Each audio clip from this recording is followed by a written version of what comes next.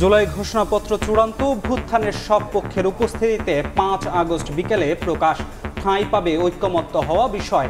একই সময়ে জুলাই সনদ সইয়ের আশা অন্তর্বর্তী সরকারের। গণ অভ্যুত্থানের যেই স্পিরিট এবং যে আকাঙ্ক্ষা, ঠিক ওই সময়ে ৫ আগস্টে বসে আমরা যে আকাঙ্ক্ষা নিয়ে বাংলাদেশকে চেয়েছিলাম, সেটার একটা রূপকল্প জুলাই ঘোষণাপত্রে থাকবে। এই জুলাই গণ অভ্যুত্থান যারা করেছেন, যে ছাত্র জনতা, তারা তাদের একটা ডিক্লারেশনের মাধ্যমে একটা দালিলিক প্রমাণ থাকবে।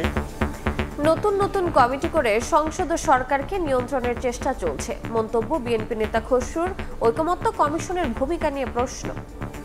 নতুন নতুন তথ্য আইডিয়া নিয়ে অনেকে আসছেন, নতুন নতুন কমিটি করে তারা সংসদ এবং সরকারকে নিয়ন্ত্রণ করার চেষ্টা করছে। সংসদীয় গণতন্ত্র স্পিরিট জানেন না, সংসদীয় গণতন্ত্র কিভাবে কাজ করে সেটাও তারা বুঝে না। সংসদীয় গণতন্ত্রের মধ্যে সবকিছু আছে। দেখছিলেন প্রধান শিরোনাম। দুপুরের সময় সঙ্গে আছি আমি ধ্রুব ব্যানার্জি এবং আমি রোজা চৌধুরী। এবার অন্যান্য শীর্ষ সংবাদ। ষড়যন্ত্রকারী যে বাহিনীরই হোক ছাড় দেওয়া হবে না, প্রমাণ পেলে কঠোর ব্যবস্থার হুঁশিয়ারি স্বরাষ্ট্র উপদেষ্টার। গণকবরে শায়িত ১১৪ শহীদের পরিচয় শনাক্তের উদ্যোগ।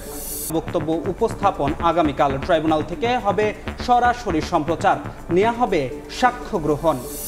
বছর আগে থেকেই অগ্নি ঝুঁকির তালিকায় গুলিস্তানের সুন্দরবন স্কয়ার মার্কেট। ১ ঘন্টা আগুনে পুড়ল বেশ কয়েকটি গোডাউনের মালামাল। বিপুল ক্ষয়ক্ষতির দাবি ব্যবসায়ীদের। এবং মার্কিন প্রেসিডেন্ট ট্রাম্পের কঠোর অভিবাসন নীতির খড়গ। সামরিক বিমানে যুক্তরাষ্ট্র থেকে ফেরত পাঠানো হলো কাগজপত্রবিহীন আরও ৩৯ বাংলাদেশিকে।